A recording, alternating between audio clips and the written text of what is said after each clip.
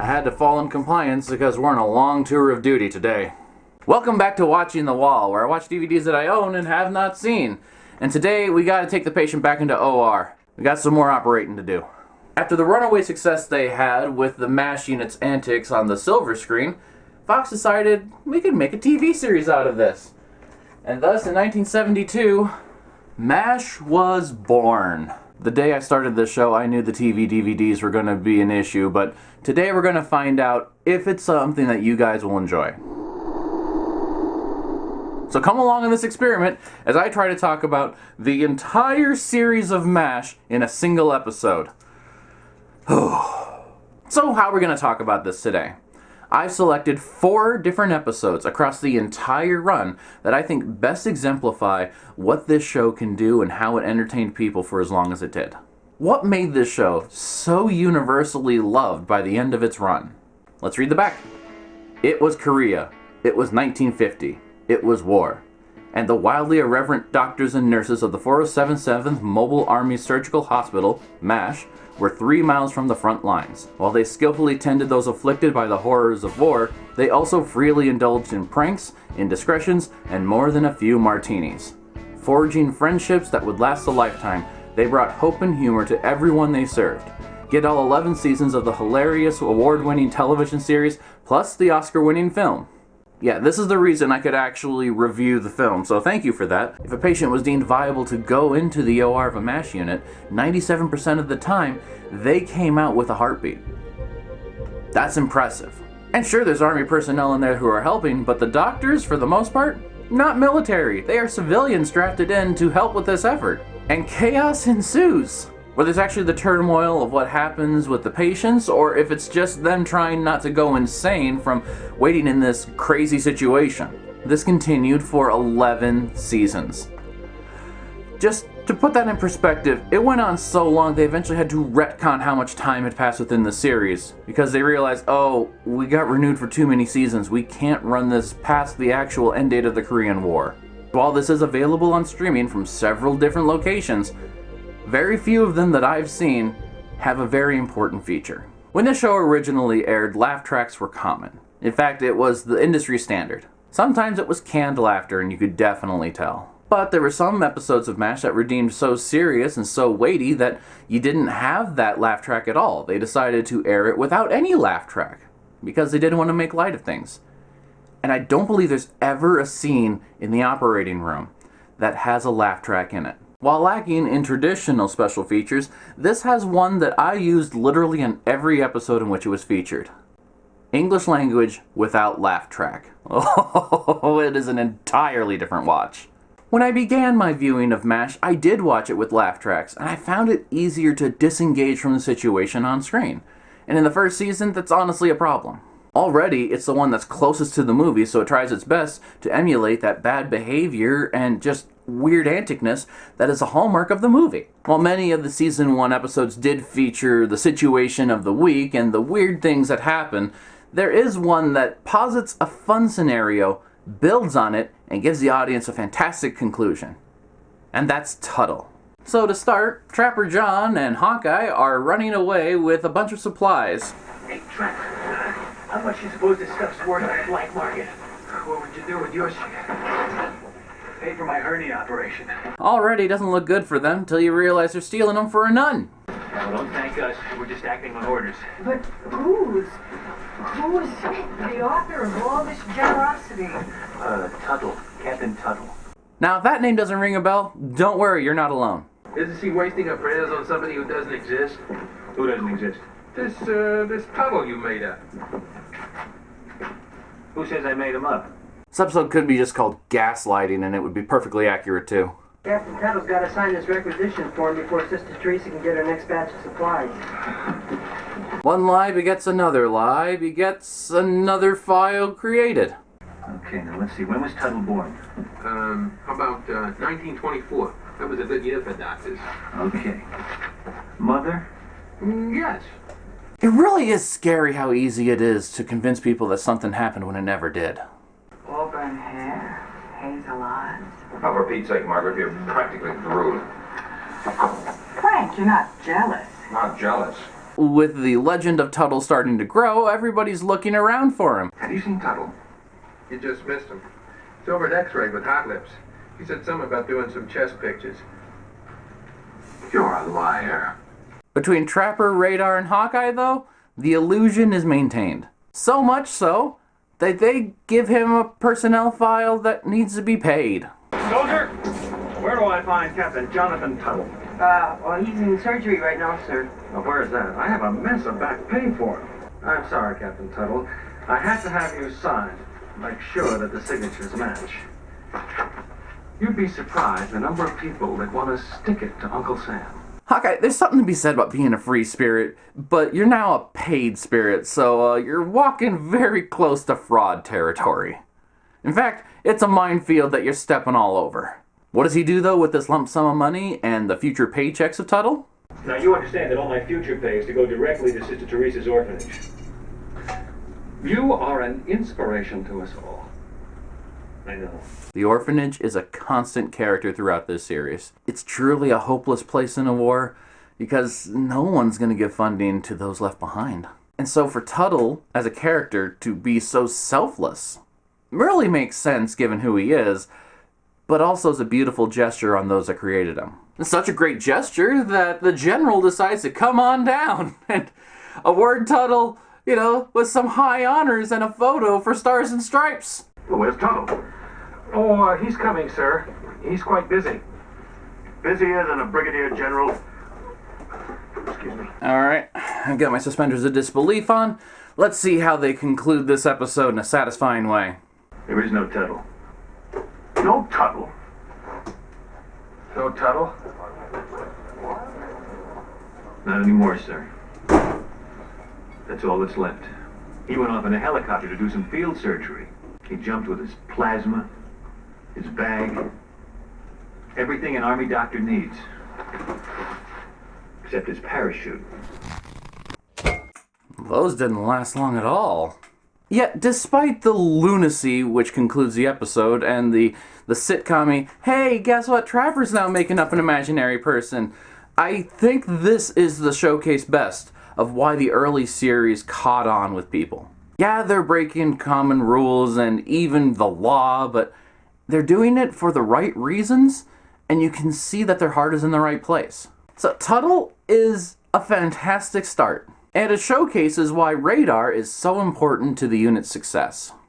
In fact, nobody from the movie made it to the series except for Radar. So let's talk about Gary Berghoff. Originally from Iowa, Ottumwa, Iowa specifically. God, this is such a Midwestern name, I love it. He has all that youthful energy and ignorance that you can't really teach, it just has to come from the heart. And Radar's all heart. But he looks up to Hawkeye Pierce because Hawkeye is the best surgeon in the unit. And that's why the episode that I feel best represents Radar in one single snapshot is Fallen Idol. As the episode starts, you see Radar go into Hawkeye's tent, called the Swamp. How bad were conditions in there? And Radar confides in Hawkeye that he feels like everyone else has grown so much in the war and he's gonna go back unchanged. You think you could have run an outfit this big before you came over here? Well, that's just being a good clerk. What would you rather be? A hot lover. Or even a cold one, I don't care. So seeing his friend in distress, Hawkeye encourages Radar to forge a 3-day pass, take a jeep and just head off to Seoul to get some experience. You mean actually go to Seoul and A little never hurt anybody. Because we all know adult experience has to be adult, huh? Yeah, this is a bad idea from the start. How quickly do the wheels come off on this? Shoulder wounds. Get some plasma. Wait a minute, let me look at his chest. BJ! Coming, Mother. BJ, it's Radar! Hawkeye is just shell-shocked at this. And he's beating himself up for putting this naive kid out on the road when he shouldn't have been. So after he does surgery on Radar's wounds and lets him rest up, Hawkeye goes to Rosie's bar with BJ to try and assuage some of his guilt with alcohol. It never works. I thought I killed him, He's such a cute little guy, Yeah. You know how my hands were shaking? I had butterflies. I've held people's hearts in my hand, and with him I was nervous. Am I boring you? I've heard this 4 times already. I know how it ends. They in fact go through the night because there's not a 2 a.m. cutoff in Warzone, so yeah, Hawkeye is nice and soused when the OR opens bright and early the next day. You'll excuse me, ladies and gentlemen, with your very kind permission. What is it with him? We got home kind of late last night. Well, kind of late this morning. And you think he may have poisoned himself on the hors d'oeuvres at Rosie's bar? Well, that's just dandy. Colonel, you know nothing like this has ever happened It before. better not be happening now, Baker. And when Radar comes to, of course he's told right away that Hawkeye was intoxicated while working on a patient. He had to leave the OR this morning. That's right, I did. Somebody said you had to go outside and throw up. That's right.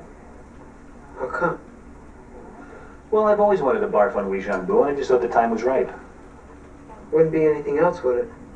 No, unless it was the fact that most of my blood came out of a scotch bottle. I wouldn't know about that. I'm not a doctor.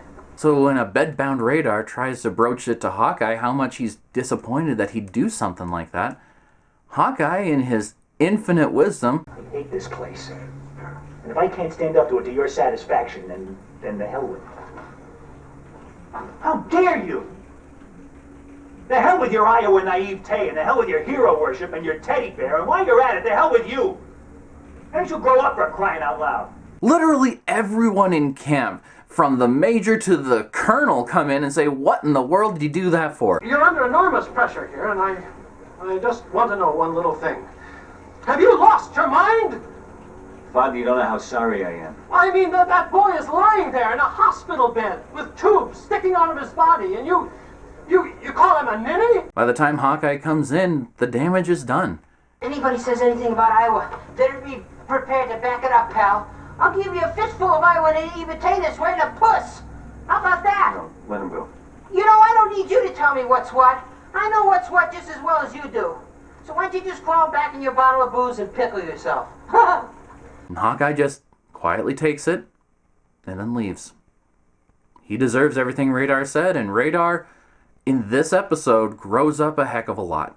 He's not sure he can ever be Hawkeye's friend again. And that's when the colonel sits down and just says, hey, adulthood's complicated.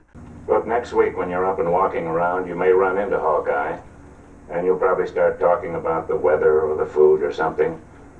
And before you know it, you might realize he's the same guy you always liked when you looked up to him.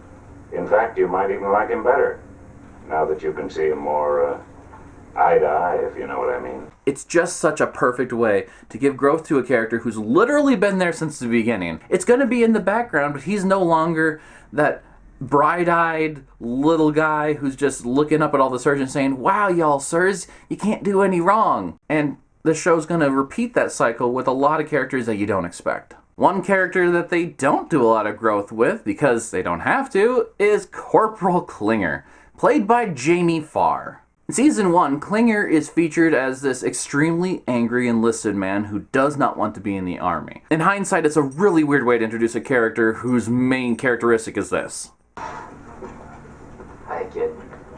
Hey, Klinger. Gee, you look nice.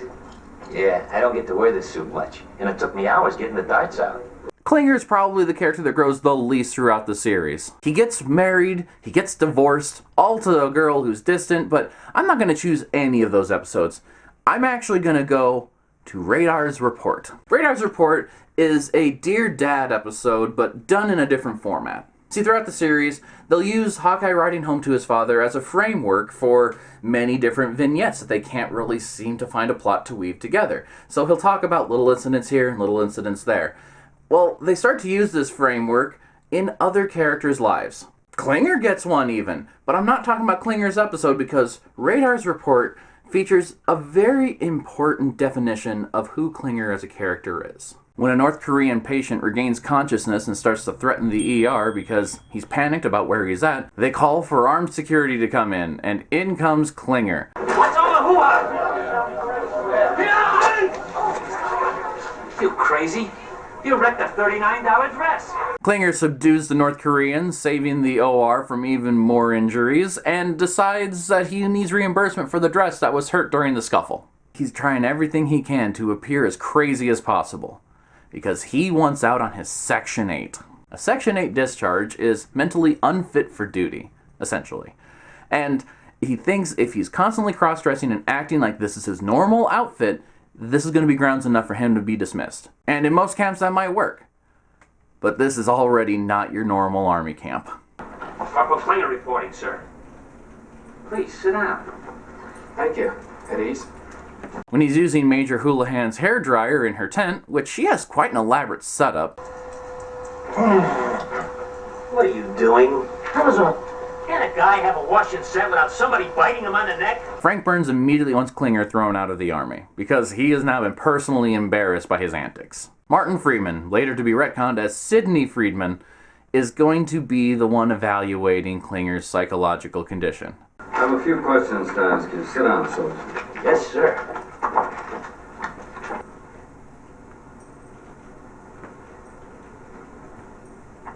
Now, what's your name, honey?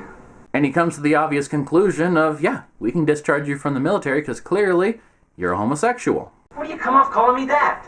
I think I got the idea from your cleavage. Now, this will be on your record permanently. From here on, you go through life on high heels. Sign it. What the hell I will. I'm just crazy. All I want is a Section 8. You know what you can do with this? He's taking a firm stance, and he wants out on his terms and his terms alone. But he's going to get out of this man's army. He's not going to be in Korea forever. For those who've seen the end of the series, great punchline. And yet after this, he continues to do cross-dressing as his way to get a Section 8, despite knowing that the reason he'll get one for that is by being labeled as something he's not. So he's kind of an incongruent character as long as he's in his cross-dressing phase, which he will be for the majority of the series. He is a light-hearted comedy relief in a show that's full of comedians. I love Jamie Farr's energy, and Corporal Klinger is just someone I can't see the SMASH unit without. You know, there's another character who falls into that kind of line. Father Mulcahy. Played by William Christopher, he's the chaplain of the camp and a Catholic priest who is trying his best to get people engaged in their faith in a very hopeless situation for most. He's there as a spiritual guide and to perform the last rites on patients that pass while under the care of the doctors, and he's trying to keep everyone's spirit up while trying to figure out exactly what his role is in a camp that doesn't seem to be looking to him for most any help. But even a B-plot can sometimes heavily feature into an episode, and that's the case with A Holy Mess. An AWOL soldier comes wandering into camp, and eventually they figure out that he's wandering away because his wife had a baby while he was gone for a year.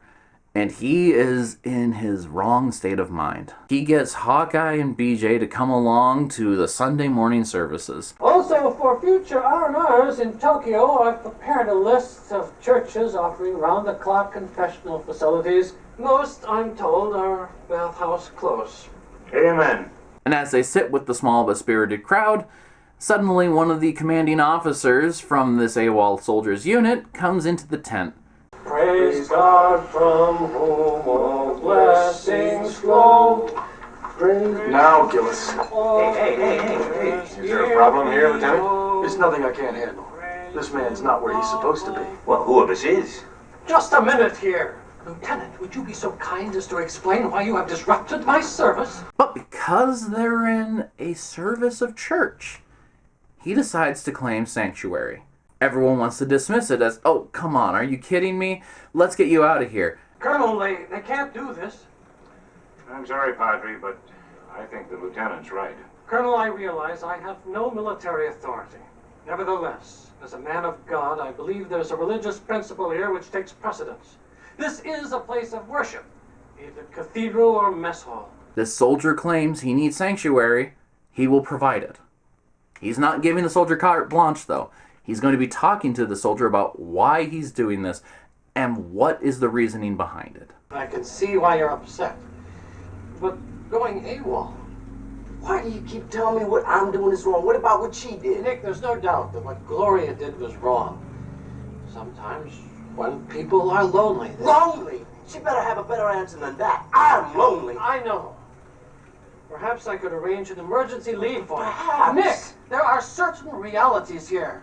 This has put the whole camp in a kerfuffle, but the colonel stands behind Mulcahy saying, if he's taking this stance, I'm going to listen to him, and we're going to check the regulations. Going to make some phone calls, make sure this is on the up and up. Can this be done? Is this a viable means of protection? I called the command chaplain. And? He says since this is not a permanent structure, the mess tent cannot be considered a church. I'm afraid in this case, 2 strikes is out. But this is as permanent a structure as we have. God doesn't issue building permits. Sorry, Padre. So am I. I'm not going to let them take this boy. Father, you're trying to play one too many cards. Take him out of there. That's when Mulcahy says, no, you do not get to use me as a shield of convenience. You seek refuge in this house of the Lord when it serves your purpose. Then, when it's no longer convenient, you desecrate it by pointing a deadly weapon at another human being. Private, a faith of convenience is a hollow faith. He walks up to that man who's got a gun trained on him, fearless, and takes that rifle out of his hands. No!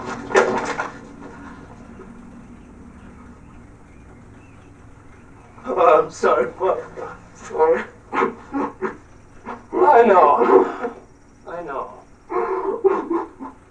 God, it's such a powerful moment. And Sidney Freeman is going to be the one providing care for this soldier because he's not needing to be locked up in the barracks.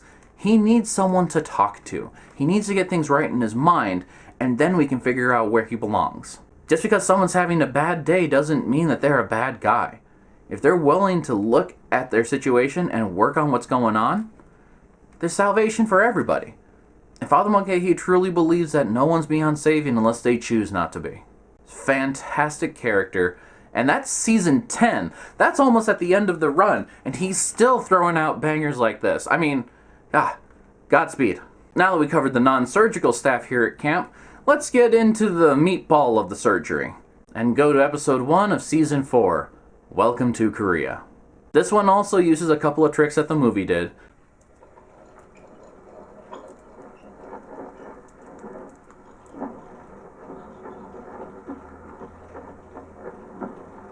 This also marks the first major change in the credits, since Trapper John is no longer featured walking up to the helicopter. Instead, we get this weird insert shot of BJ crouched and running like this. I always thought that was a weird choice, and it doesn't last very long. They changed to this one later. And this also marks, I believe, their first hour-long episode. We see the MASH unit as run by Frank Burns, the major who is in command in lieu of the colonel, who is no longer there. Klinger! Sir! How dare you wear that hat while in uniform? It's spring, sir! I've warned you, that crazy stuff's not going to get you out. Next time I find you in a hat or a brassiere, I'll promote you! Don't know if that's by the manual, but it might be an effective way to get him in line. Frank wants to make sure this unit is run Army smooth, and Hawkeye is still there as the thorn in his side.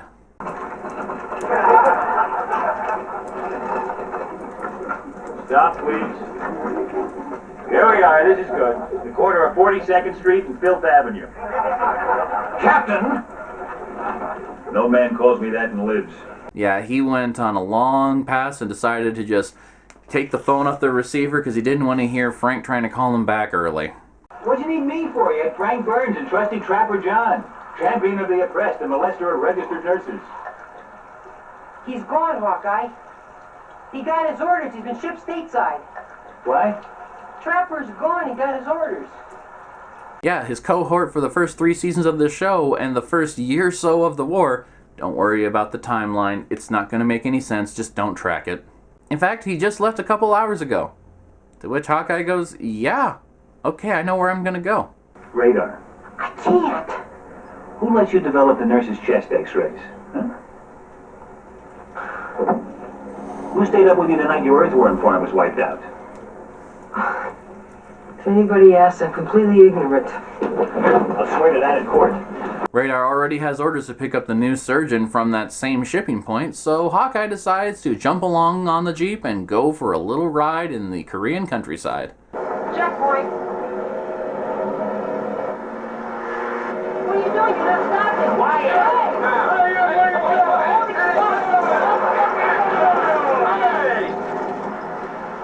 Oh boy, now we're in trouble. He's calling ahead. What are they gonna do? Throw us out of the war? fact that Hawkeye is never shot during the course of this show is kind of amazing. What in the world are you doing running a checkpoint like that? You know how suspicious that looks? Hawkeye arrives at the mess that is the central hub of launch off and figures out he is 10 minutes late. Trapper is gone. And spoilers, the only time you're going to see him in MASH again is archival clips used in the clip show. The clip show we're not going to talk about. Oh man, that is the biggest mess they ever made. Captain Honeycutt is brought in by Radar, prim proper with a nice hat, great uniform, and Hawkeye immediately gets him into a bar. What's the 4077 like? Meatball surgery, nothing pretty. But once we get a casualty to our front door, his chance of survival is 97.8%. That says a lot for the staff. It's a good bunch. They also drag Radar into the officers club, and it's just a fun little exchange. Oh, by the way, their Jeep got stolen. I should have mentioned that. So now they need to figure out a way to get back home, even though their Jeep was taken by some rowdy so-and-so. Look, Radar, our Jeep. It's a general's Jeep. No. What they've done in order to get into the officers club is they put a general's flag on our Jeep. It's not. I can prove it. Test me. It's olive drab, right? Well, yeah, It's made in Detroit. They all say Has mud underneath and 4 seats that can reduce your behind to tears. Yeah, but They didn't fool me for a minute. All the while, you get to see Frank interacting with all the staff there and clearing out Trapper's things, and he's just really impersonal in how he's approaching taking care of this unit. These lads are under terrific stress, Major. They are? Well, what about the stress of command? I'm running a hospital, the staff, the supplies, looking right. I have one Korean, a college graduate who does nothing but keep my boots shined at all times. It costs me 3 cigarettes a day, but it's worth it. Well, I'll look forward to next Sunday, Father. I look forward to all of them. While they're coming back, they come across a farmer who has his daughters raking a field for mines so they can see if they can put the oxen in it. he told them to go ahead and not pay no attention to you. Is he crazy? Listen to me. Listen, how can you do this? You know what you're doing? Oh, son! That's what you are. You understand that? It's in your own language. Oh, son! That's what you are. What? You just call him an umbrella. What? What's the word? Radar fetches her out of the minefield, not realizing what he just did, and they take her to a local hospital. We don't see the hospital in the episode, but BJ remarks how conditions here just seem to be 100 years behind where they should be. And then, as they're coming around the corner, about getting to the MASH unit, they go through a unit of marching soldiers that take mortar fire. Take cover! Hit the earth! Take cover!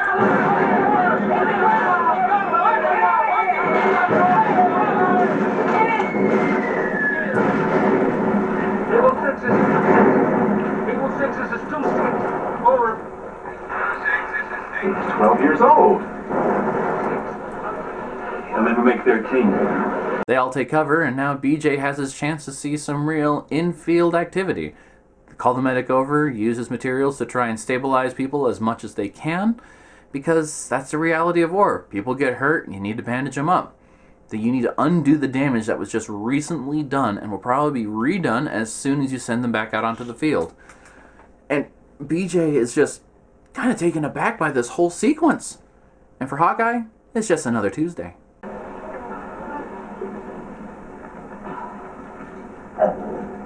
Sir! A lieutenant took one right in the wallet!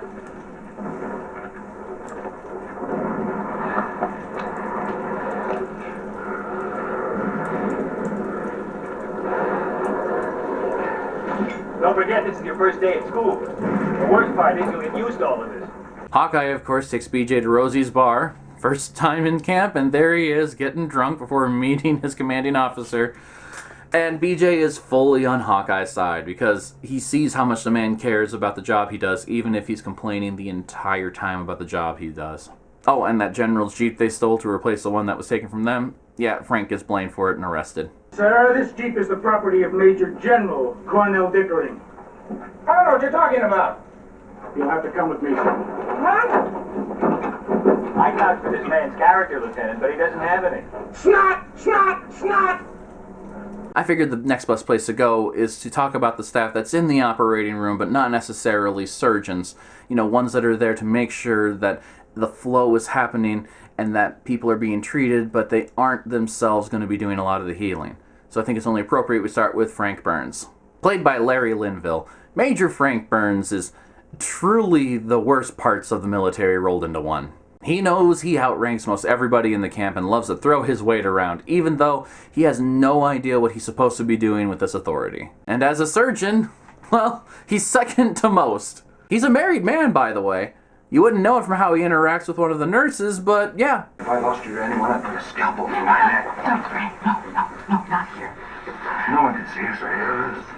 Frank, no. And if I said Klinger had no growth, well, you know what? In comparison to Frank, he blossoms. The only time Frank does do something good is by accident, usually through manipulation of Hawkeye. And I think that will be best exemplified in 5 O'Clock Charlie. You're gonna find a lot of season 2 in here. It starts out strong and just keeps going. When a one-propeller plane comes weaving its way across camp, Frank is the only one who seems to be taking this threat seriously, because they're trying to throw a single bomb from their cockpit onto the ammo dump that the Army decided to put next to the MASH unit.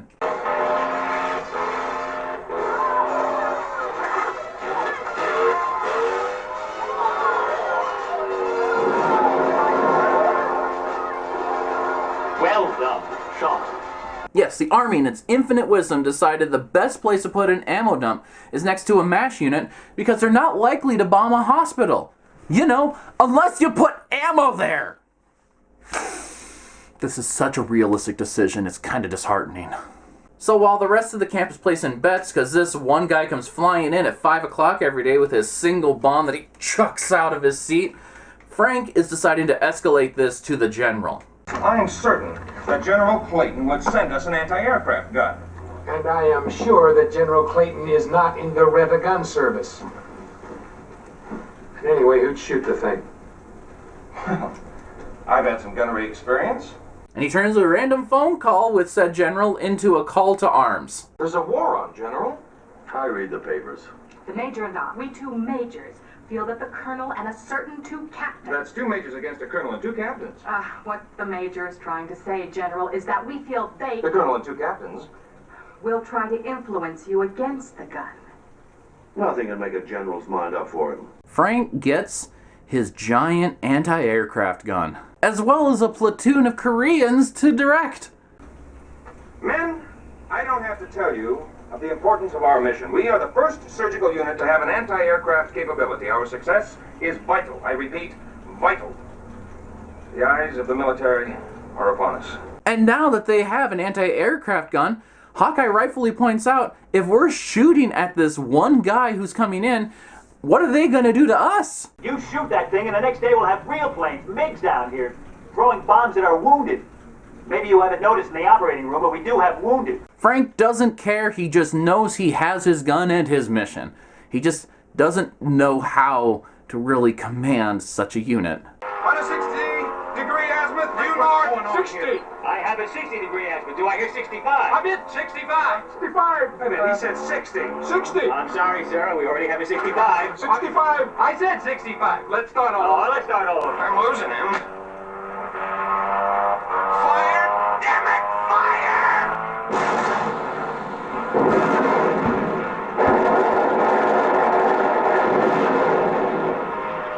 Hell of a shot, Frank. The man just needed to get his head out of his rear end for half a second and he'd realize, wow, what I'm doing is incredibly stupid and dangerous.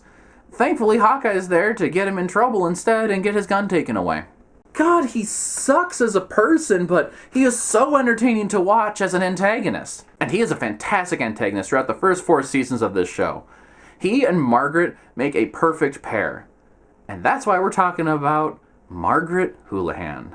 Played by Loretta Swit, and just fantastic. I'll say, what they did with Houlihan in the movie never impressed me. She has taken the place of the blonde, obviously there just to be stared at, and has become truly the head nurse that this outfit needs. And she cracks the whip hard on all of her girls. And that's where we come to the nurses. We see Houlihan's interaction with her nursing staff as a central focus throughout this whole episode, and I think it is to the benefit of the viewers. We follow Nurse Houlihan as she goes through a standard walk in the OR. Anybody got an ice cube hat? Or a snowsuit? I think I just had a hot flash. Colonel, are you going to let them discuss female diseases with ladies present? It's not a disease, Doctor. It's a symptom. That's one for her, Burns. Preston, don't contradict the doctors. Or Frank. Everybody in the operating room is testy because there's a heat wave going on and they have a shortage of supplies, especially water, so no one's bathing. It's just miserable to be there. But Houlihan doesn't care. The decorum and proper behavior in the OR is going to be a staple of their unit, and she reprimands the nurse for talking back to the doctor. Hemostat. I'm not that, you ninny, the other thing. But you asked for the hemostat. Don't give him what he asked for, give him what he needs. Give him fatter lips. Major, this woman is impossible. I demand a nurse. Listen, mister, don't call her. I'm Dr. Burns to you. Houlihan walks by the nurse's tent and discovers that they are indeed making fudge, which is against regulation because there's no cooking within your tent. Major, why don't you leave her alone? You're in enough trouble with that peroxide on your hair. Is that one natural blonde to another? My hair has always been this color. You mean blonde with black roots? I don't have black roots. All right, gray. You rotten little... Oh, come on! Come on! Forget it, all right? All right? I've had it with you, Baker. You're on report. Your orders will be posted. That means she is going to be locked down to her quarters when not in surgery or at the mess. Not exactly a great time because Baker's husband is just now visiting. By the way, all the nurses who are featured in this episode, they're not going to be regulars. They are cast here for this one appearance and then basically never seen again. But I think that actually speaks true to what Houlihan had to deal with. She always had nurses rotating in and out. That was much more common than people being in for the long tour of duty. That just didn't happen. You don't want your staff burning out in such harsh conditions. Hawkeye finds out about Baker's husband visiting and gets Houlihan's tent quarantined off because he might have typhoid fever, obviously a ruse, and then Baker sneaks out in the middle of the night to go visit her husband.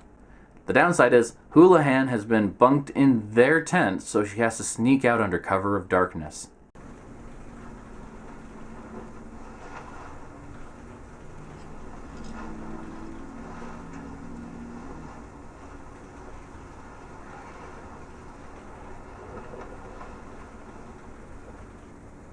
Good morning, Major. Good morning, Lieutenant. This time I'm going to throw the book at you. All the nurses have now ganged up on Houlihan, saying, "You are being completely unreasonable. Why can't you just give us a break?" To which Margaret Houlihan gets human with them. Because of a rotten way you've treated me. Well, we've treated you. What are you talking about? Did you ever show me any kind of friendship? Ask my help with a personal problem? Include me in one of your little bull sessions? Can you imagine what it feels like to walk by this tent and hear you laughing and know I'm not welcome? And by the end of the episode, she's not letting up on the discipline at all, and yet the nurses invite her in for that lousy cup of coffee. I hope that's not what I think it is. No, Major. It's fudge. Cooking in the tents is against regulations. Yes, Major. Have some?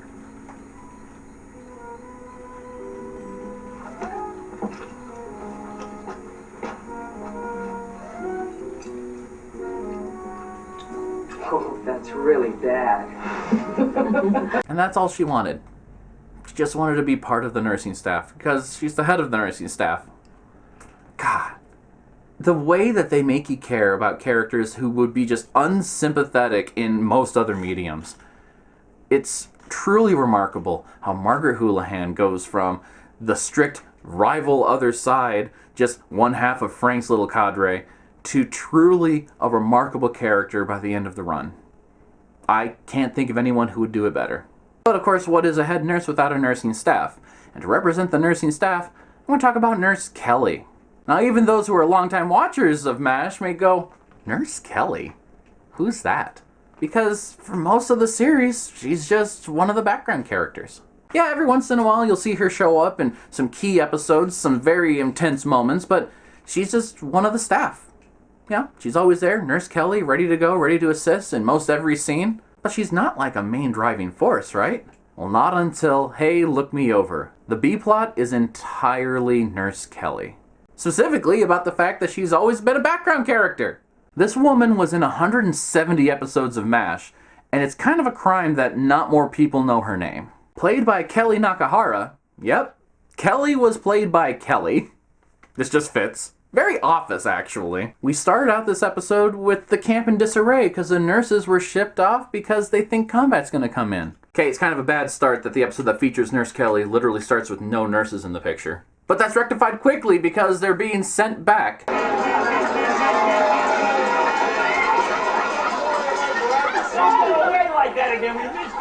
And of course, the camp is in disarray because the women have not been there cleaning up after the men.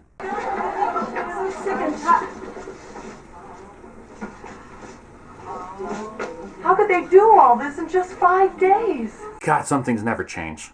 But Kellye comes bearing good news. Kellye had this great idea. It's fantastic. You're gonna love it. You know those crummy old records we got in the jukebox? Do I? We hold the record for old records. Well, I traded them in at the EVAC for brand new ones. We've got Doris Day, Frankie Lane, Johnny Ray, Patty Payne. Hawkeye is there celebrating, can't wait to dance with any of the nurses. Any of them except for Nurse Kellye. Where'd you learn to Lindy? Oh, taught myself. Actually, I do the same step and everything. Oh, I love to dance. I learned from my brother. He's a great dancer. We used to practice all the time in the backyard. We put the radio on an extra long extension cord and go out behind this big fence so his friends wouldn't see him dancing with his little sister. And Nurse Kellye is willing to do anything she needs to, not only to help people have a good time, but also to get the camp cleaned up for the surprise nurse inspection that's going to happen the next day. She's even fixing Hawkeye's mistakes. Are you still working on that? Oh, hi. Is Truman still president? You know what you're doing wrong. You're using the wrong flange. You gotta use the one with the cam on it. The wrong flange. The flange with the cam fits in the groove with the tube. The cange of the flam and the groove of the tube. Yeah, the trouble with machinery is the charm doesn't work on it. I'll do it. You go to the officers' club. She's always there making life easier for everybody and then getting ignored in the process. But she's a strong personality at the same time. And Hawkeye, who's been there the entire time with her, has never looked at her as more than, oh yeah, it's just Nurse Kellye. He has literally hit almost every nurse in this camp, including Houlihan. And yet, Nurse Kellye doesn't get that treatment at all. Look, is that what this is about? That I was a little distracted last night? It's not just last night. It's been like that ever since I got here, and you weren't distracted. You've been avoiding me like I was Typhoid Mary. Sorry, I didn't mean to hurt your feelings. It's just that I never saw you, in that way. You never saw me, period. And why? Just because I'm not 5'9" and slinky with long blonde hair and a perky little nose that would fit in a bottle cap. And then Hawkeye actually spends a shift observing what she does. Where are you? Shh. It's okay, I'm here. Sarah? Yeah. It's Sarah. I'm here. Do you feel me holding your hand? And as she comforts a dying patient by playing into his delusion that she's his girlfriend back home, giving him a kiss on the forehead as he passes away, he realizes, wow, Nurse Kellye is way better than I gave her credit for. So when Hawkeye comes by her tent with flowers dressed to the nines, he's ready to make that apology and say, no, you are worth seeing. You are important. Can I come in for a minute? Well, gee. I mean, what's the problem? Well, no. Hi. Right. Want your flowers back? No. You two kids have a good time. Okay. See you later. What's the occasion? Graduation day. I just got an education. She was there with the door open waiting for him for how many years? And he never took that swing. And now that he wants to, it's too late. She's moved on because she's a real person. And I think Nurse Kellye is a great example of what even the small background characters do. They're real people with their own lives, their own drives. They're not waiting on the main characters because no one's a main character in this. This whole series is an ensemble piece, and every character helps build upon the next. I can't imagine this show without every piece that makes up the puzzle. And when one does go missing because someone drops out, a new piece is put in to help complete the picture. It's just beautiful. And this show early on started to take risks. In this era, you didn't have a lot of formula breaks for sitcoms. It's almost a procedural in how formulaic the episodes of MASH were in the early seasons. Well, then The Interview happened.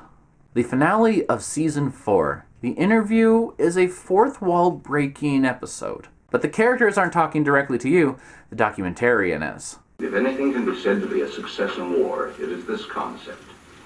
By bringing the wounded directly to the operating table by jeep, ambulance, and helicopter, these units have achieved an effectiveness of 97%. Who are the people behind that most impressive statistic? We brought our camera and our microphones here to find out. And literally the rest of the episode is interviews with members of the MASH unit. No music is underscored anywhere in this, aside from the opening and closing credits. I mean, they talk to the surgical staff. They talk to Klinger, Radar, and Father Mulcahy. They get the inside scoop on what goes on in the minds of people who have been here on tour the longest. And you get to see how everyone's different mentality is. Do you see anything good at all coming out of this war? Yeah, me, alive. That would be nice if I could get out of this alive. That would be great. Hawkeye is honest and vulnerable. If I was in the guts of the people who came into this war thinking, oh, well, I'm just getting drafted and deployed, it'd be kind of hard to figure out why I'm there too. What do you feel was the most difficult thing you had to adjust to over here? I think it's that everything is painted green. The clothes are green, the food is green, except the vegetables, of course. The only thing that's not green is the blood. The blood is red, if that's what you get the most of. BJ, the newest surgeon that they have, is also starting to get a little, like, not jaded, but just eyes opened. You gotta understand, I'm not working on sick people here. I'm working on hurt young people with essentially healthy bodies that have been insulted by ammunition. There is no hiding from the fact that they are there to undo what was immediately done just a couple miles away. And it points out how senseless this whole thing seems to be. Well, do you see anything good coming out of this? Not a damn thing.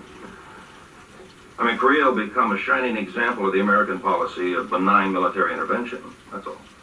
I think it's the most stupidest thing in the world. You call it police action back home, right? Over here, it's a war. A police action sounds like we're over here arresting people, handing out parking tickets. War is just killing, that's all. Speaking of senseless, we got Radar, who's growing earthworms. You know, earthworms double in 60 days. They must really be in love. Oh, there must be 160, 180,000 earthworms in there. Now what happens? Well, I figure I give most of them away, you know, to the farmers around here, because they need all the help they can get. And earthworms are really good with dirt. Is this too technical? It's truly a groundbreaking episode because while fourth wall breaking, it's totally believable. And suddenly turns these characters that are just having fun on screen together and having laughs and jokes into representations of the real people that inspired the whole show. Would you like to say hello to your family? Hello, darling. Hi, sweetheart. I love you. Oh, we haven't got a TV. They add such depth to something that could have been just a trite retelling and remake of a movie that was popular. It's truly where the show started to show that it had growth potential way beyond its source material. And this is one of the first episodes to be aired without a laugh track, because they want the documentary experience. You're just getting that quiet, intense one-on-one time with all these characters, including Klinger. You want to say hello to anybody back home? You on camera, on TV, I say hello? Hey! You're kidding me. I can really say hello on camera? Yeah, I'd like to say hello to my wife, Laverne. Won't be long now, honey. I'll be home. And when they tell you what they miss and what they wish they could tell people back home, it's just, this is their only outlet. For some of them, this may be their last chance to talk to people back home. You never know what's going to happen day to day. It's overall, if you're only going to watch one episode of MASH, I'd watch The Interview. It gives you a good slice of life that was this Korean conflict and what people in it were probably thinking every day. But what is any army unit without a commanding officer? Utter chaos. And a perfect representation of the controlled chaos we see in MASH is Colonel Henry Blake. Played by McLean Stevenson, he is the master of being incompetent in one area and very capable in another. You see, he commands almost no authority outside of the operating theater, and yet when he gets into there, he makes sure that everybody's doing their jobs and everyone's supported, which I think that's just good leadership in a nutshell. But let's see how that leadership is tested in Season 2, Episode 1's Divided We Stand. This establishes clearly that Colonel Blake is a very good surgeon. He's competent, he's going to give you everything you need in the OR. Pierce, you did good work. Oh, yeah, another 3 or 4 wars, I'll be sensational. All right, we're about to button this kid up. Let's get the next one in here. Let's move it. As an administrative lead, he's just a little absent. Sign these, sir. What am I signing, Radar? Well, this is the request to rectify last week's supply follow-up from Quartermaster Court. Or was there another follow-up in Quartermaster last week? Duplicate and triplicate, sir. Yes, sir. They sent 2,000 specimen cups by mistake. 2,000? It came in the same order as the 400 breast pumps. Gee, that's an awful lot of breast pumps, yes, sir. If you just initial this, please. Just initial? The initial signifies that you signed instead of initial. Yeah, it is almost like Radar's running this unit instead of him at times. Until the general sends in an evaluation to be made by a psychologist to see if the rigors of this close to the war front unit is just a little too much to take. Break us up. But you can't break us up. I mean, we've been together so long, we're like a family. One might think that Colonel Blake is just really clutching at, no, I don't want to lose my command, but no, he doesn't care about that. He really doesn't want to lose this band of people. So while he's told this observer is going to be doing all his observations discreetly and just take in everything that he sees around him, Blake wants to make sure that the officers know what's at stake. Now look, what I'm asking you guys is, make that commanding. Keep it asking. It's to, for Pete's sake, stop acting like a couple of horses patoots while Hildebrand is here. Or sure as God made little green apples, he's going to break us up. And I don't think any of us really want that to happen. I mean, as screwy as this outfit is, better the devil you know, right? Honestly, his officers do a great job. He is so transparent that he told all of them. It's not even a question. Henry, the butter. Oh, here you go, Pierce Attire. The men are always complimenting each other's work. And we're thinking of going into practice together when we get home. Is that right, Trent? Yeah, we're going to open our own clinic, the 3 of us. That's right. The 3 of us war buddies would run the place. Frank would park the cars. Great leg pullers, these guys. Which leaves the observer in a clear point of, you told them to behave, and they didn't. Childish. Not childlike, with its connotations of innocence and joyous abandon, but childish. You delight in petty bickering, summer camp capers, and in general behave in a manner ill-befitting officers in the United States Army and members of the medical profession. It seems like they've lost the battle. But then... Sir! Radar, what the hell is it? Jack, there's more wounded.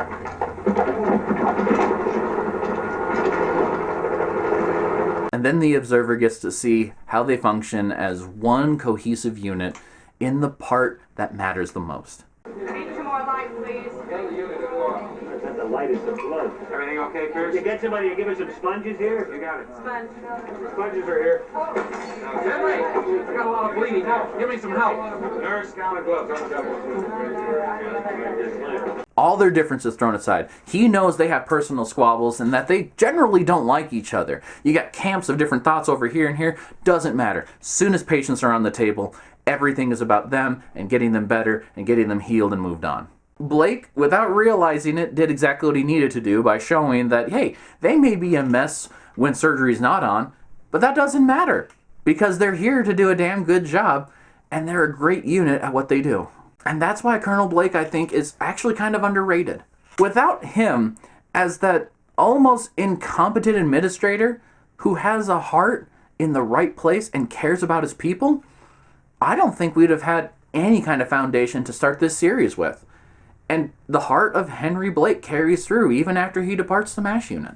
Well, after Colonel Blake leaves, who's going to take that iconic role? Who's going to be this source of not only compassion, but also disciplinarian at times and an authority figure that maybe will be listened to? Enter Colonel Sherman Potter, as played by Harry Morgan. Yeah, the guy from Dragnet. I couldn't believe it when I saw it. I'm like, I don't know if I can see him as anything other than that police officer, how wrong I was. Colonel Potter very quickly assesses the unit and knows what makes it work, and he's not going to mess with the formula. But he's also not going to let them get away with too many shenanigans that's going to hurt them in the long run. Radar and Potter get to have almost a father-son dynamic. Radar finds a horse and gives it to Colonel Potter as a gift. Because Colonel Potter was a cavalryman back in World War I. And it's just amazing that he has a chance to bond with an animal while in a situation that would be normally impossible. Which is why, for all the many amazing episodes that Colonel Potter has moments in, I've chosen The Price as the one that shows his character the best. It's still making me tear up just thinking about it. You see Colonel Potter riding in on Sophie, his horse, as a start to the day. The day being halfway through the afternoon, because he's literally been out riding that horse all day. But you did say you'd be back at noon. That was 4 hours ago, and now it's 4 o'clock. Yeah, I totally forgot. Isn't it wonderful? Radar, there's a special feeling you get when you're alone with your horse. Just the two of you, cut off from the world with nobody to bother you. When he discovers that the local Korean who's doing his laundry, Chopak, seems to be having some health issues, he insists on Chopak coming in so he can get looked at. He says no, sir. Forgive the way my father acts. Please understand that he was once a proud officer in cavalry. That's so. He feels that to come here as a laundryman is a great disgrace. Well, the next day, Sophie the horse goes missing. Radar immediately tries to blame himself, but Colonel Potter says, no. I was the one who checked on Sophie last night. You don't beat yourself up about that. I'm gonna miss that girl. I know you are, sir. Every once in a while, Radar, a horseman comes across an animal that's something special. One that knows you better than you know yourself. Sophie gave me a lot of pleasure. And I do believe she liked me. Oh, I know she did, sir. To absent friends. This show's making me tear up over incidentals. It's just nuts. Sophie comes walking back into camp with an ornately dressed Chopak riding on her. Do you mind telling me what in the blazes he's doing on my horse? Colonel, please do not be angry. My father means no harm. Neither do I. I don't understand. He wears his uniform. Field colonel in army. Riding horse makes him forget humiliation and remember days of glory when he was honored and respected, as you are. I think I get the picture. He slowly dismounts, and he's ready to leave. But Colonel Potter knows how much this moment meant to him, so he gives his horse to this elderly Korean veteran, just out of the kindness of his heart, knowing that Sophie is going to be just so appreciated by that man. He's done a huge thing for a stranger, and there's not even a shred of remorse. He's just glad Sophie's going to be taken care of. Well, the next day, Chopak's daughter brings Sophie back. What's this? Colonel, my father died during the night. Last hour, the happiest ones because of you. He left with honor, with pride, and with dignity.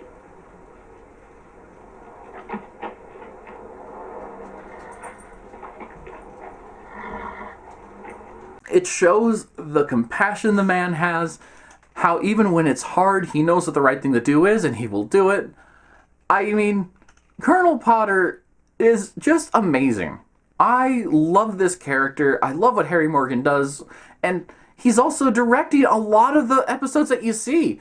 Harry Morgan was so intrinsically involved in MASH, and considering he came in the 4th season, it's astounding how much this show feels like it couldn't exist without his influence. But for every amazing character, you also have one that has to be there for comedy's sake, and after Frank leaves, those are big shoes to fill. Frank literally was like everyone's punchline. You're not going to find someone else to play such a great simpleton in such a unique and endearing way. So they didn't. Enter Charles Winchester III. Played by David Ogden Stiers, best known by me as the father in Better Off Dead. Charles Winchester III is a surgeon who not only thinks he's better than everyone else, he knows he is. And unlike Frank, he is actually a very talented surgeon. Irritatingly talented because his ego matches the size of his talent. And he doesn't lose that air of smugness, no matter how much he's almost brought to earth by other things happening around him. He carries this mightier-than-thou attitude and seems just untouched by everything happening around him. Sure, he'll help out others, but in exchange for something for him. He's always a tit for tat, is that kind of guy. A jerk. Until the final episode of the series. I could do an entire episode just on the finale because it ran over 2 hours. But I'm going to pick out Winchester's plot from this as the best example of who the character became. We see a makeshift prison being made at the MASH unit as they bring excess prisoners of war over to, be housed at that camp.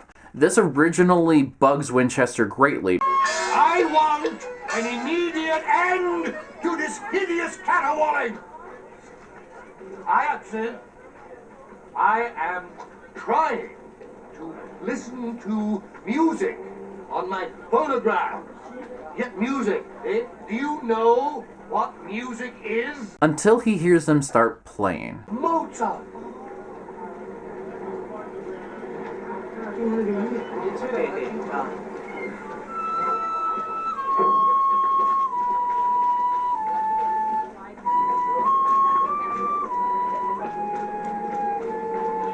Winchester is a huge fan of classical music and happens to hear that, they have some potential, and slowly starts working on them and playing one of his favorite pieces that he's had on record and makes sure to listen to relax, to escape the horrors of war.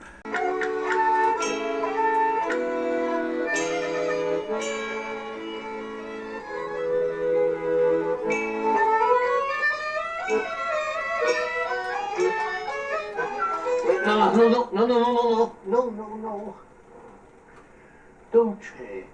Dolce. And he is just, despite himself, become attached to them. He refuses to acknowledge it, of course. He's just like, oh, well, I'm just trying to, up their culture a little bit. But no, he's working with them, he's connecting with them, even though they don't speak the same language. Well, with peace talks on the line, they decided that a good bartering chip is to take the prisoners of war they have to exchange for the prisoners of war on the other side. Fine, just leave me 5 of them. Him, and him. Sorry, Major, they all go. Not yet. I've come too close to stop now. Obviously, he has no authority to do that, but as they're being driven away, they look at Winchester, they get out their instruments.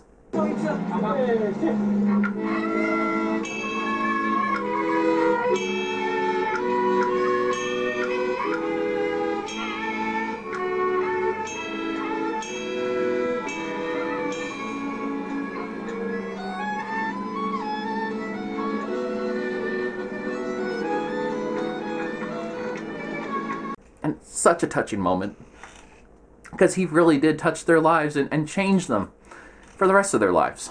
And that's confirmed when the MASH unit gets a new order of patients brought to them. Oh, God. No. Is there anything we can do for him, Doctor? Doctor? Wasn't even a soldier. He was a musician. What happened to the other people in the truck with him? He's the only one that made it this far. So Winchester throws a blanket over him and tries to continue on his day. We see him later on in his tent listening to that song that he taught those men.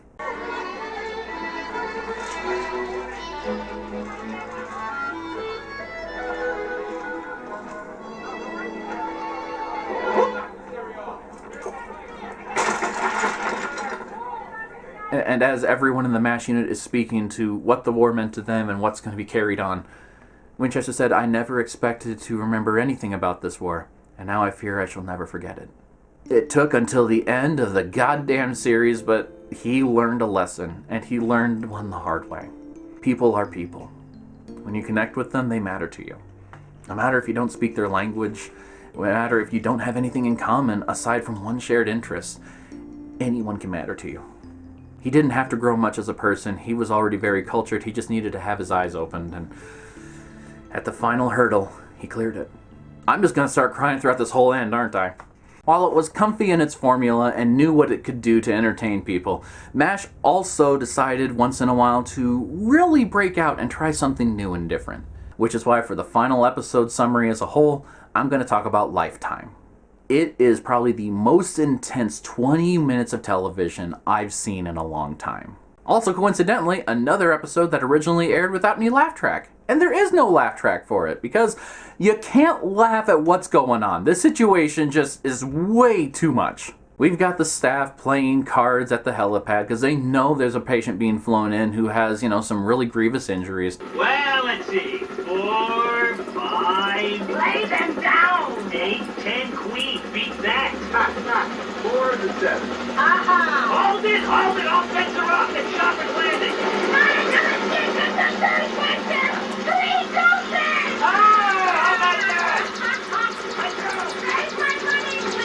They make an assessment and realize this man's aorta on his heart has a tear in it, and there's no repairing it in place. As soon as I get my hand in there, I'm going to compress the aorta against the spinal column and try to stop the bleeding. But I think I got it. Chief! We cut off the blood to the spinal cord for more than 20 minutes. He stands a good chance of winding up paralyzed. What time is it? 14:32, sir. All right, let's go! This clock will remain on screen for the rest of the episode until the patient has some kind of recovery for his injury. You stick with the doctors in real time, even through commercial breaks. Did you know commercial breaks were 5 minutes long back in the day? Feels so short compared to some now. While Hawkeye has this aorta pinned shut with his hand, he says to BJ, we need to get a graft to replace this part. A new procedure at that point in time that they just introduced a couple episodes earlier. And so BJ takes a look at what their patients are who are coming in. Did you do the tracheotomy, Colonel? Yeah, but it won't help. His head injury is much too severe. Pupils are fixed and dilated. Blood pressure's up, pulse is coming down. He's not going to make it. I'm afraid not. So BJ decides this man's aorta is going to go into that man, because we have no other choice. Otherwise, that guy's going to die there on the table. Well, the brain-dead guy's buddy only has a belly wound. Can you save him, Doc? No, I can't save him, Roberts. There's nothing we can do. Well, what are you doing to him? And what's he doing with that stuff? Roberts, your friend is dying. And it doesn't make any sense, but maybe there's some good that can come out of it. He's just waiting for his friend to die so they can take part of his body and put it into another person. On the face of it, it sounds absolutely barbaric. He's not wrong, and it's a weird practice on the face of it, but also, if you got him perfectly physically healthy again, it doesn't matter. His brain is going to shut down in a matter of hours to minutes. There's nothing to save but the meat bag. And that's a fact that BJ has to live with, as he's literally prepping the guy and waiting for him to naturally pass away so they can harvest the aorta to get it into the guy who's currently in an ice bath to lower his core temperature to lessen the chance of him getting paralyzed if they go over the 20-minute limit. This is it. Down to the last tube. Dump it in. Margaret, the clamps! Relax, I found them. Well, bring them over before my hand falls off. What do you mean bring them over? They're soaking in alcohol. I've had my unsterilized hand in this man's body for the past 10 minutes. And then they run short on blood, so they have to have one of the other surgeons getting it piped straight out of him because he has the AB blood they need. And he starts to get delirious. It's a little bit of weird comedy in the middle of an otherwise very serious OR scene. It balances the tones well, gives you that intensity you need. When they get the aorta in place and they sew it shut, 2:55 and 25 seconds. The 3.5 minutes over. Damn it! Maybe the hypothermia bought us some time. Yeah, on the other hand, maybe it didn't. Hawkeye saved his life. and the belly wound guy, he decides he wants to talk to the guy who got his friend's aorta, to let him know the man whose aorta saved his life. That was as good as any modern episode of television. It's truly crazy. While there's not a lot of depth to this episode, it's mostly just procedural practice and trying to make something happen in a situation where it's literally impossible. Like, given all the resources in the world, a lot of surgeons would have passed up on this, saying, oh, there's nothing we can do. He's clearly going to bleed out where he sits. Hawkeye jumped on it, did everything he could with the limited resources he had to save this man's life. And it worked. No wonder this show is so fondly remembered and was such a phenomenon. Of course, what would this surgical unit be without its surgeons? And the first one I'm going to talk about, Captain John McIntyre, aka Trapper John, played by Wayne Rogers. I first learned about this man through an MST3K sketch where he was the guy who was a TV version of movie counterparts, but yeah, he brings more to it than that. While Elliot Gould's performance is basically what he's mimicking here, he does a good job of making it his own. I really am struggling to talk about a single episode of his because he wasn't around very long compared to everyone else. He left after the 3rd season, but I believe I found one. Checkup. Everyone in the MASH unit has to go through a physical exam, but Trapper knows he's not feeling right, so he's trying to put his off as long as possible. Nobody's examining me. This place is medically medieval. The lab equipment went up San Juan Hill with Teddy Roosevelt. Of course, that's against regulation, and if he does do that, he's gonna be reprimanded, so he eventually confesses to his friend that he believes he has an ulcer. I think I gotta do ordinal ulcer. What's the smile for? Trapper's not just an ulcer. If you've got one, that's your ticket home. You got $1 million hole in your belly. Hey! Hey! Hey! Hey! Good news for him. Trapper realizes how much Hawkeye's gonna miss him, and how much that their friendship has meant to both of them. It really is just a shame that you know already by season 4 he's gone, and he never said goodbye to Hawkeye. That is still such a weird missed opportunity from this show. They gave Trapper John his own spin-off, but they didn't even cast Wayne Rogers in it. This guy really missed the boat as far as his character went. So as Trapper's packing up, thinking he's going to leave, he's bantering back and forth with Hawkeye about how he's going to miss this madness, despite the fact that it is literally the worst conditions he could ever practice under. You made it bearable. I was lucky. You were honest and open. You let me lean on you.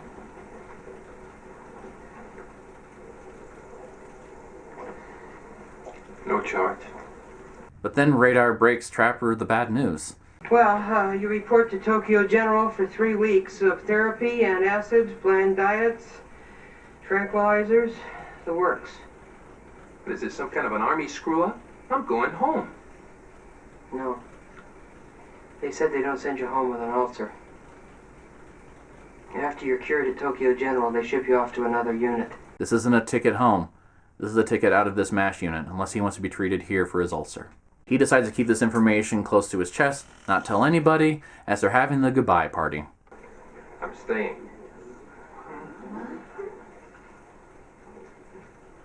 That's right, no joke. The Army, in its infinite insanity, says I can't go home. They've given me several options, the least objectionable of which is staying here with you idiots in this upholstered men's room. And the final scene is obviously the last remnants of the laugh track being written around. Tranquilizers and make you relax completely. They don't work. They do so. Try it. You first.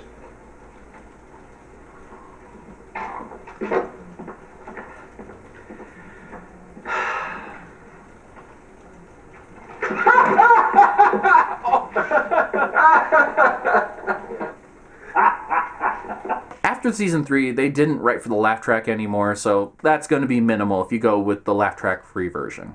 Now, Trapper John, I couldn't imagine the series without him again. He has some good intense moments, but ultimately it feels very surface level. He's just another jaded surgeon alongside Hawkeye, and they're both in up to their elbows in people trying to make sense out of this senseless situation. But when he's gone, I mean, there's a hole in Hawkeye's life. Who's going to fill that? B.J. Honeycutt, played by Mike Farrell, in honestly a role that I didn't expect anything out of. He seems like a nice enough guy. He's clean cut, clean shaven. Eventually he grows a mustache, which in my mind was a mistake, but fans disagree. But he already has a very different mentality because unlike most of the other doctors and men there, he's a married man who does not look around. Throughout this series, the married men are cheating with the nurses, and some of the nurses are married cheating on their husbands. It's just a carryover from what was going on in the movie, but also a fact of reality. You're getting intimate and connected with the people you're in the situation with. It's hard not to catch feelings. But BJ is different. He has a wife back home and a newborn, and they are on his mind constantly.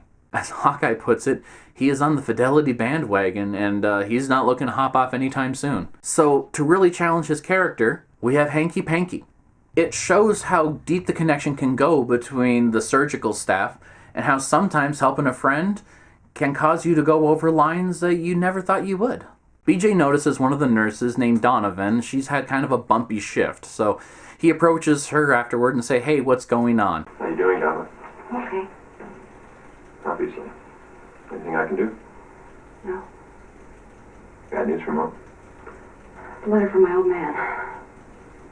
Dear Jane. Started out with, Dear Carrie. Just don't know how to tell you this. But he found a way. Donovan's marriage is over. And BJ is the first person that she tells that to, because she knows he's going to be there to support her. He offers to meet up and talk with her about it later, and she says, "Yeah, come over by my tent."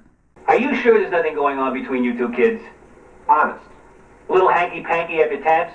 Scout's honor. Before? No. During? I'm happily married. Oh, yeah? Oh, that was a contradiction in terms.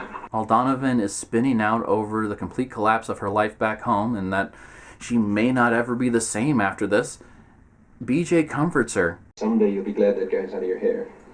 A new fellow will come along. Nice, bright guy, a sucker for eyes like yours. You'll start dating, he'll fall madly in love with you. And you'll turn around and clobber the poor slob.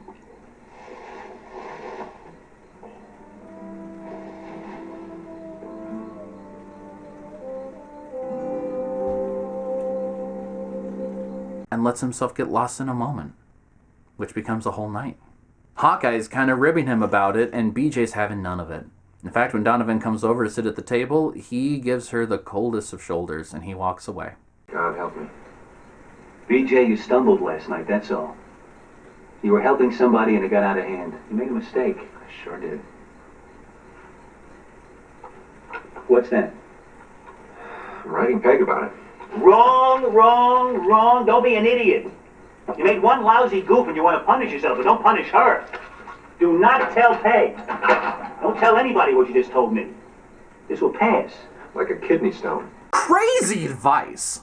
Like, you messed up and your relationship's based on honesty. If you just hide it, what's to stop you from doing that in the future and letting other mistakes happen? So after a week of Donovan and BJ being on the same shift and him not talking to her, Donovan wants a transfer. But Colonel Potter refuses, saying, "No, you're a good nurse. I don't know what's going on with you personally, but if you need help sorting it out, you need to talk to somebody." So she talks with BJ. I'm hopelessly, passionately in love with my wife. What's wrong with that? I don't want to mess that up. I feel like I've betrayed her. Why? Because you were kind and considerate and sweet to me? Because I was in despair one night and you helped me through it? Are you ashamed of it? No, of course not, but there was more to it than that. We didn't plan that. We're still human beings, you know, no matter how hard we try not to be. And she says, "Hey, BJ, I'm not looking for you to be the next answer. You were a friend and you were there when I needed you. And I'm going to move on with my life. Thank you for being there for me that night. But I don't need it to happen again." And they hold that line. This is not going to be a long-running relationship. This is not going to be anything that's going to recur. It was a one and done, and truly shows that he's a character really unique to this situation. He has values, and he knows he broke them. He has a moral code that got cracked, but he's not going to let it guide him down the wrong path forever. I think the only mistake he made was not telling his wife. I hope that he eventually told her when they got back stateside. God. So now we come to what probably most people were waiting for. A look at the strongest character of the entire series. Captain Benjamin Franklin Pierce, aka Hawkeye Pierce. Played by Alan Alda, who did such a great job of helping shape this whole story behind the scenes. He pushed for more storylines featuring women. He wrote and directed so many episodes of this show. He truly was one of the driving creative forces behind it, even though he was also in front of the camera most of the time. So I can't even tell you how hard it was for me to go through and pick just one episode to talk about Hawkeye's character as a whole. I mean, he has so many ups, so many downs. He has the love of his life walk in and then walk back out when he breaks his own code about sleeping with a married woman. There's just too much to talk about. So I'm gonna talk about the episode where Hawkeye gets isolated from everybody and has nothing but time to think about what they mean to him. Where there's a will, there's a war. Battalion Aid, the station that catches the patients first before they get sent off to the MASH unit, they call saying they need help with a surgeon up there. So they look around and saying it's Honeycutt's turn, but Honeycutt, he's down getting his hair done in Seoul. So it falls to Hawkeye to take his place. Pressure bandages, sir. Yeah, good. How long you been working alone? It's last night. Where's your other surgeon? He was killed. Oh, God. What happened? Mortar. Right out there where you parked your Jeep. When Hawkeye gets to the Battalion Aid station, he knows there's going to be no levity here. The surgeon he's talking to has had no sleep in the last 24 hours, and he just saw one of his fellow surgeons die, which doesn't even faze him. So Hawkeye sends that guy off to get some rest while the shelling starts nearby, and while he's waiting for patients, he starts to make out his will. I, Benjamin Franklin Pierce, being of sound mind and endangered body, hereby decree this to be my last will and testament. Hawkeye is not married, so in the first part of his will, he leaves all of his worldly possessions to his father, with the exception of the following ones for people in his MASH unit. This guy has been at this camp so long with these other people, they're all he thinks about aside from his dad. His life has become this part of the war. He thinks of Charles and admires how much he held his dignity despite the war surrounding him. You've been the victim of a ceaseless stream of dumb jokes. Though we may have wounded your pride, you've never lost your dignity. I therefore bequeath to you the most dignified thing I own, my bathrobe. Purple is the color of royalty. He leaves Father Mulcahy a plugged nickel. Well, keep it down. I'm trying to eat in peace. Oh, certainly, sir. Of course, I understand perfectly. Far be it from me to disturb such an elegant repast. Clumsy fool! Oh, I'm terribly sorry, General. Let me help clean this up for you. Get away from me! If you weren't a priest, your life wouldn't be worth a plugged nickel. He earned Hawkeye's respect by doing the right thing with basically no assistance or tools to do so. He's just doing everything he can to make the world a better place. And that's worth its weight in gold. He remembers how he shared a laugh with Houlihan in the weirdest of circumstances. Sulfur. Sulfur. Sulfur? Where's the stupid sulfur? It's in the living room.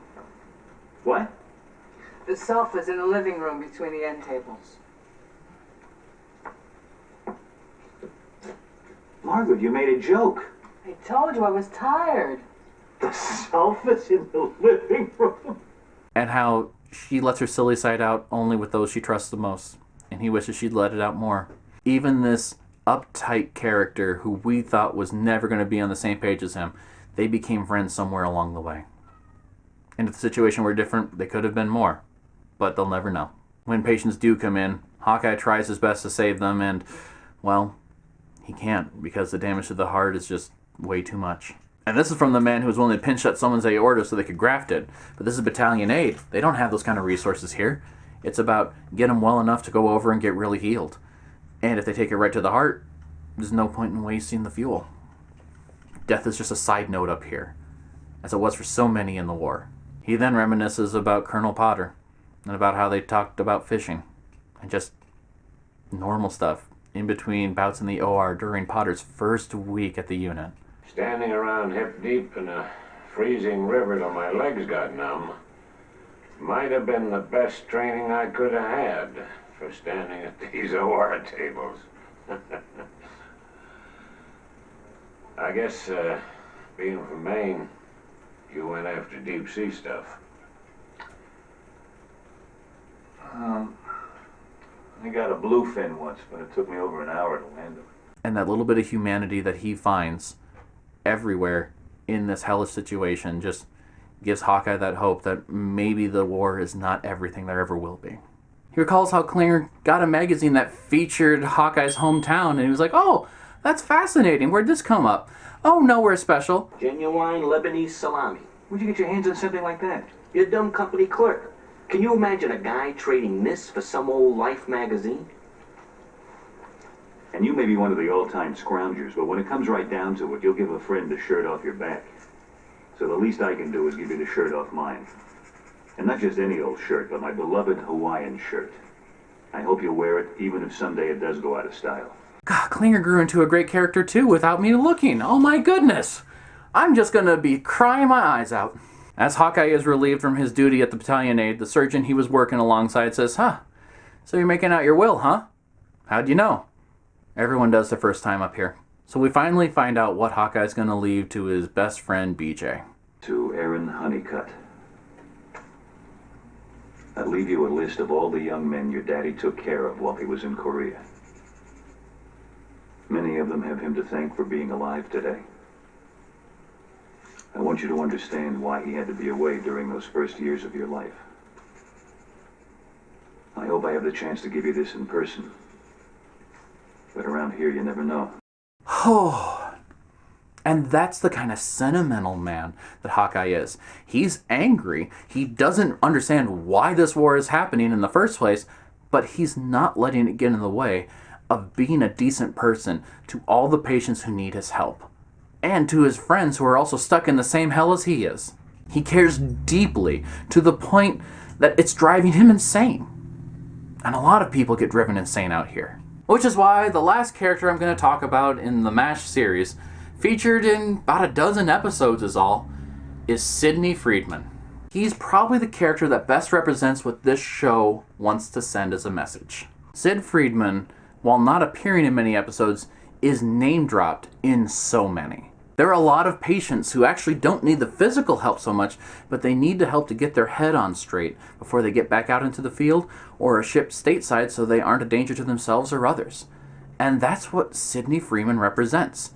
That help that they need inside their mind to make sense out of something that is so totally chaotic. Which is why the episode I have to discuss to talk about Sidney is Dear Sigmund.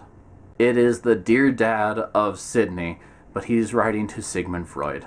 Because he's taken a couple weeks off and is spending it at the MASH 4077. He's usually just a visitor here, but decided to stay for an extended vacation.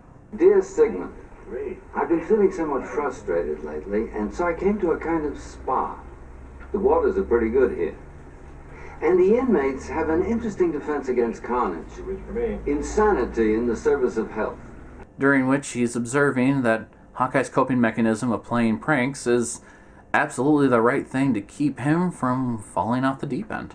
I guess what draws me to these people is that faced with aggression in its most brutal form, they've regressed to a state of antic, if not lunatic, pleasure. There's been a rash of practical jokes lately. Whoever the perpetrator is, he or she is becoming a folk hero. There's a link between anger and wit. And a lot of the witticisms here spurn from the anger and hopelessness that they feel stuck in the situation. But letting it out in such a healthy way is way better than bottling it up and never addressing it. Hawkeye and BJ find Sidney's letter and ask him, "Hey, why are you writing to the founder of your profession?" I spent a lot of time with him. One day he was very calm, relaxed. Sometimes that's a signal they've made a decision. And somehow I missed it. And that night, after I went to sleep, that sweet, innocent, troubled kid listened to the voices. So, Sid took a vacation in the only place he knew was crazier than what he was feeling to get a mental reset and see how they get through their days. Sidney's conversation with Frank is funny because he knows that all of his words are falling on deaf ears. Well, she's changing. She's becoming sexy and provocative. I got a letter today with a picture of her in slacks, walking away from the camera. Maybe she's just trying to find out who she is. Doesn't mean she's leaving you. You bet she isn't, Bub. I happen to believe in the sanctity of marriage, no matter how ugly or disgusting it gets. And then, getting up early one morning, Sidney sees that BJ's been the one pulling all of these elaborate pranks. Oh, hi. You? You're the practical joker? Certainly looks that way, doesn't it? Would you like it help? Sure. What do I do? It's not mature, but it is satisfying. And Sidney starts to feel better. He realizes that if they can keep it together in this hopeless situation, he can help others do the same. Honestly, that's what this show wants us to do. And there's so many more episodes I could talk about. I could go on for 5 hours about this. MASH, the series, shows the strength of the human spirit. And I think that's why this series has aged the way it has. I am so glad that I watched this. And I don't think I'd want to watch it in any other way. So, what's my ranking for this? Buy it, stream it, lend it, or toss it? I'd buy it. Yeah. Even with the lack of special features that are traditionally found, just having the no laugh track version is reason enough to make sure that's in your collection. Unlike the movie, the comedy in this, on the whole, has aged exceptionally well. And this only started 2 years after the movie, so I'm not sure what the movie's excuse was. Thank you once again for watching The Wall with me. I really appreciate everyone who's come along on this 2-month-long adventure. And I am sad to say I am going to be taking a hiatus next month because I have to memorize a play. Yeah, it's going to take me a little bit. I got a lead and I didn't expect it. Woo! If you enjoy what we're doing here, just give us a subscribe, a like, share it with somebody. And if you have comments, questions, concerns, you can either email me at theothersocio@gmail.com or put the comments below. And until next time, if you ever find yourself in a dire situation, Harry! Harry! Harry!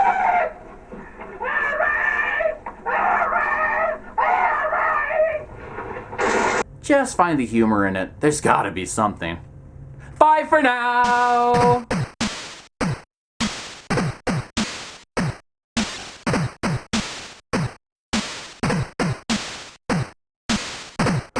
There's nothing to save but the meat bag. And that is a hard thing for BJ to swallow as he's... I'm not gonna say that phrase.